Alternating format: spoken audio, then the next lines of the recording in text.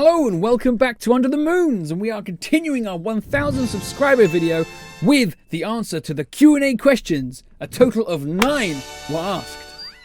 Thank you. Alright, let's continue and answer these 9 questions. Question 1 was from Zephon, and he asks, I'm too blind to see the moon in the upper right corner of the thumbnail, so a lot of the times I couldn't spot your video while scrolling through the subscriptions. Do you have any plans to make your thumbnails more popping or evident? Okay, Zephon makes a good point there. So what I'm going to do for you, Zephon, I'm going to make the triangle bigger, and the moon's logo inside of that triangle is now going to be white instead of kind of being see-through like a cutout to show the picture behind. Hopefully that'll pop out more. The other thing you can do is, well, this is not something I usually advertise on this channel, but may as well now, hit the bell button beside the subscriber button. What that will do will give you a notification push to either your phone or when you log into YouTube via your browser, it'll be there as a notification on the right-hand corner. That will let you know every time I post a video. So that will help you out massively. But yes, I will put the triangle bigger, logo white. Okay, let's move on to question number 2. Question number 2 is from Slow Moving Lizard, and he asks, I'd like to see more videos which you show your passion for film scores. Maybe like a top 5 or 10 favorite scores. You could show the scenes where the score is most prominent and how it creates a certain feeling in the audience. Or maybe even a breakdown of a film score, where you talk about the different instruments and musical layers, etc. And in general, playing the snippets of scores in the background of your videos and crediting them at the start or end of them. There is actually a video I've been working on over the last year, and it takes a look at a series, either a series of games or films, and we look at the first iteration and the most recent version. So for instance, the one I wanted to focus on the first episode was the Hitman franchise. So for instance, the first game, it sounds a bit weird like this.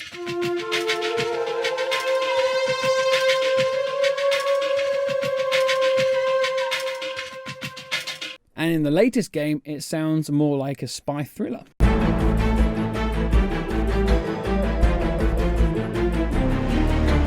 So yeah, I wanted to have a look between the two games to see how one got to the other, and so on, and what influenced that, and whatever. As for the crediting the songs, good idea. I will do that at the end of every video, as I do use a lot of scores in my videos. For instance, right now is the theme from Star Wars Episode 2, Dax's Diner. Question number 3 is from MrPiggleHD, and he asks, is there any games, RPG mainly, that you're looking to possibly play or do any walkthroughs on? Or do you specifically prefer to focus more on reviews? First up, big shout out to MrPiggleHD. Check his channel out for some COD action videos and some wholesome, creative stream sniping. Go check it out, it's really good. I'll put the link in the description below. And to answer your question, well, personally, I think I'm just going to stick to video game essays, film essays, and whatnot. They're the videos I like to create and talk about more naturally. I think a lot of the time in the past, as you can see on my channel, I have tried to do walkthroughs and let's plays and whatnot, but I've not really enjoyed them. I'm not too great talking and playing at the same time. As for reviews, I did do one review, which was the Outcast Second Contact review, which is almost 100k subscribers, which is kind of bonkers. But I think the only reason why is because that game wasn't covered that well by the mass reviewers. So there's a lot of small-time channels like myself that jumped onto that. I think if my channel focused on a video game or film pre-release quite heavily, then I wouldn't mind doing a follow-up review of it when it inevitably comes out. I think that's something that people like to see. So let me know if you want to see me review something that the channel has focused on. Yeah, let me know, I'll do it. Question 4 is from Aaron Garrett, and he asks, can we see a saucy photo of Felix Redwood? Yeah, sure, let's do this.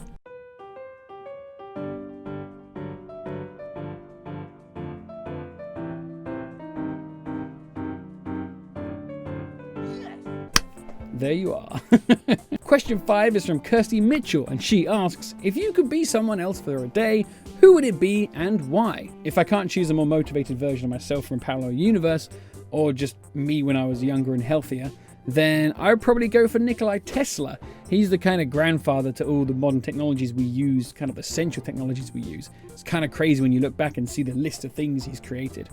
But there was a few things he said he was wanting to create and could create, but he either ran out of budget or ran out of life. So I'd like to go be him for the day in his later years and see if he was just BSing about wireless electricity, death rays, earthquake machines. Yeah, I just want to see if you're just bullshitting people. Question 6 is from Aaron Maybank, and he asks, please can I have that saucy picture? Where's my phone gone? These Aarons love their saucy photos.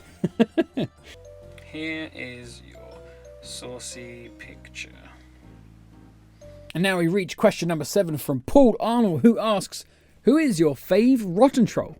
Jokenthwaite. Yo, yo, yo, yo. I'm sorry, did anybody need any context for that question? Question 8 is from Mellow Gaming, and he asks, what is the best meal to order at Nando's?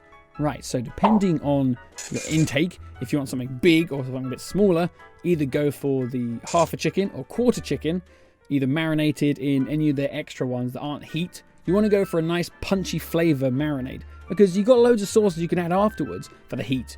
You want to get that chicken tasting real nice. So go for one of their extra flavours. I think at the moment it's coconut and lemon is the weird one. Go for that one.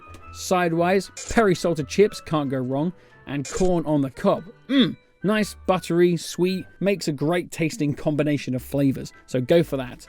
If that is not your thing, try out the Sunset Burger. Although I don't think they're serving it at the moment because of COVID. Hopefully it's just that, and they'll bring it back one day. Okay, let's move on to the last question. Question number 9, and that is from Andy Sunnix, and he asks, what happened to Felix Redwood? Now, I haven't really thought about this chap in a long time. So, to be honest, I think the last time he was in the public was that Mad Max video.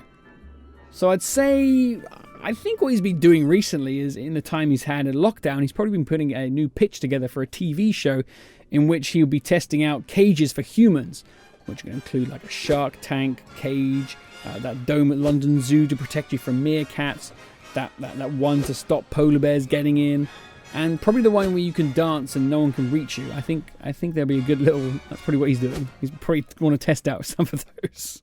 And that is it. That is the end of the video. Thank you to all you 9 lovely people who asked questions, and I hope you were satisfied with those answers. If not, tough. Okay, so the next time you'll see me, I will have finished my scripted video about...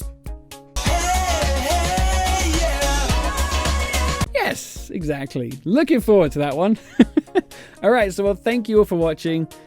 Thanks for subscribing. Remember to hit that bell button. That's very important. Hit that bell button. Enjoy the credits at the end for music I used. In fact, I might run it along here. Who knows? It could have like a nice end credit part. That could be fun. Oh, I'm thinking of different ways to end this. Just stick to the basics. Okay, so hit the bell button if you want to get notified when a video comes in. Very much suggest it. And other than that, thank you for watching. Thank you for subscribing. And I'll see you next time under the moons. See you later.